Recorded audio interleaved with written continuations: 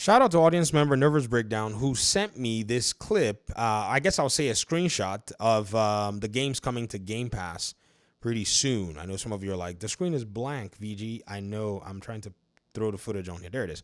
And he basically just sent me the picture. I was like, he just said nothing and then just sent me an image. And I was like, what is this image? It's a screenshot of Xbox's Game Pass Twitter page.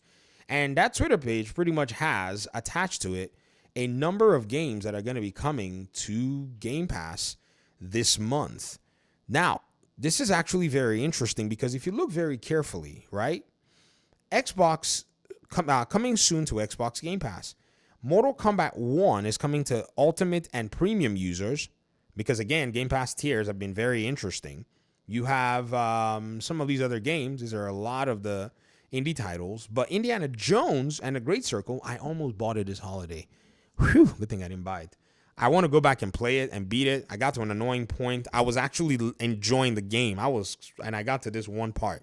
Some of you probably know what that part is, and I just was like, nah, man, this is crazy. But I want to beat it. Like, it's a game that I'm interested in actually beating. I'm not an Indiana Jones fan by any means, but it was a cool game.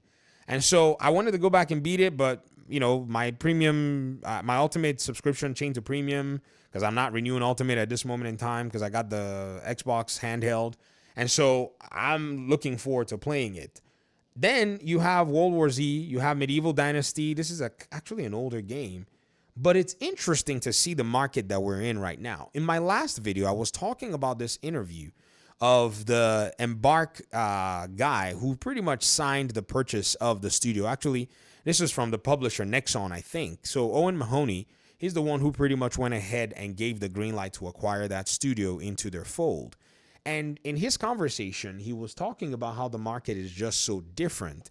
And I was looking at the saturation in the market, and I realized that my Steam, winter sale haul or holiday sale haul might require a refund.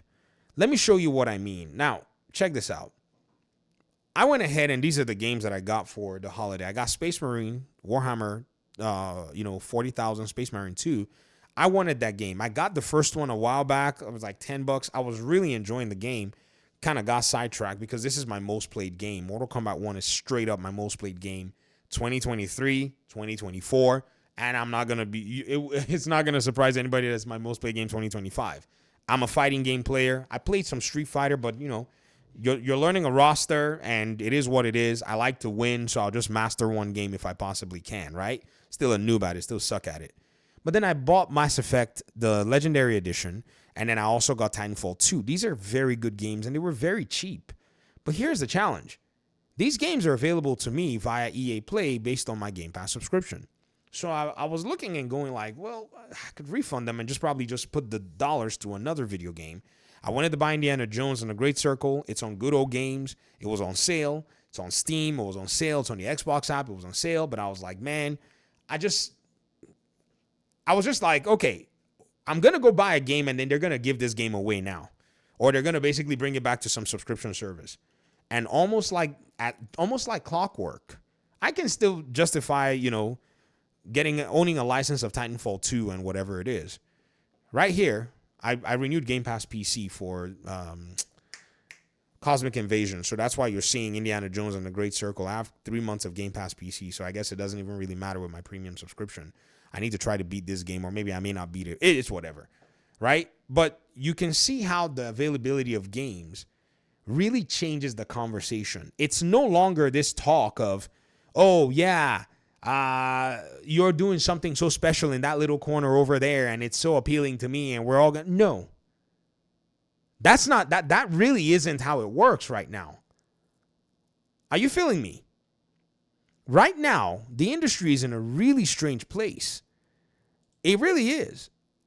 The thing that many of us kind of maybe thought would never happen. Oh, I don't remember. I think it was like 2017 was a weird year in gaming. I remember the live service madness. Everybody was yelling at microtransactions and live service loud on the internet, but people were playing and adopting it quietly.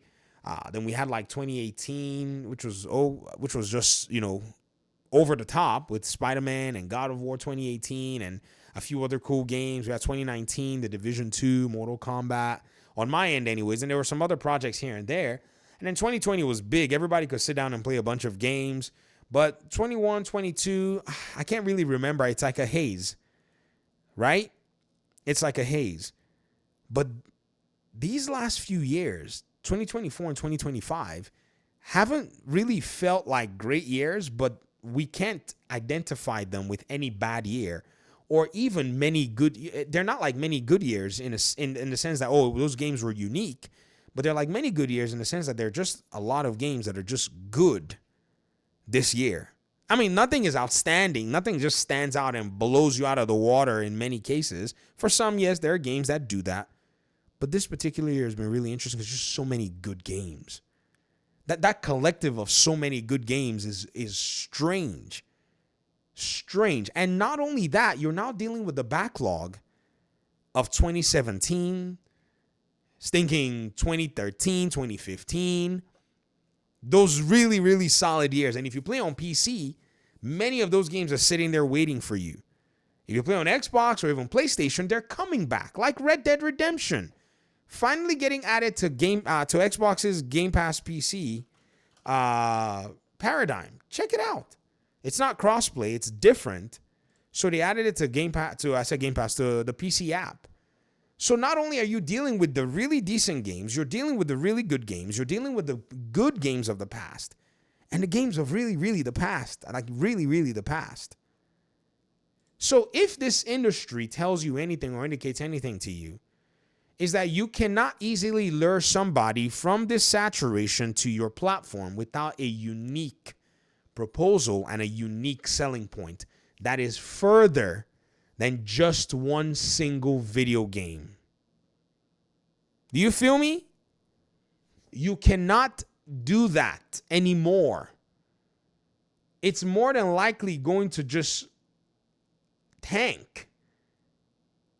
It will. It simply will. So, what a developer is going to do, what a game company is going to do, they're going to start cultivating new audiences. And it brings me here to this announcement from Nix's Software. The Helldivers 2 has now been modified for its file size from 154 gigs to 23 gigs and is now available through a public technical beta on Steam. You know what a public technical beta is? It's a way for you to come into the community and start playing and testing the game.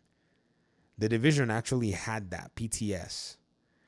It's not easy to deploy those things that way on consoles because they have a certification process and such. But it should be easy for PlayStation. But on Steam?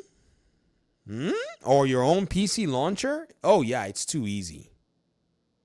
But think about it, ladies and gentlemen. Look at PlayStation making efforts with its studios to start to appeal, right, to so-called gamers that they would not have ordinarily appealed to in the past. Remember when they said, Insomniac said that Spider-Man would never, ever come to, Xbox or PC. But here I am reading the instructions on how to set up the Helldivers 2 public beta. It says go to settings, properties. It says go to betas. Oh, there's unlock the beta code. Beta participation. Oh, hold on. Let me see. It says the instructions right here. It says warning, modders beware. The patch will break your whatever. Enter beta. It says beta. And then pick this one. Product Slim 17112. I'll be checking it out in a different video. Thanks for watching. Peace out.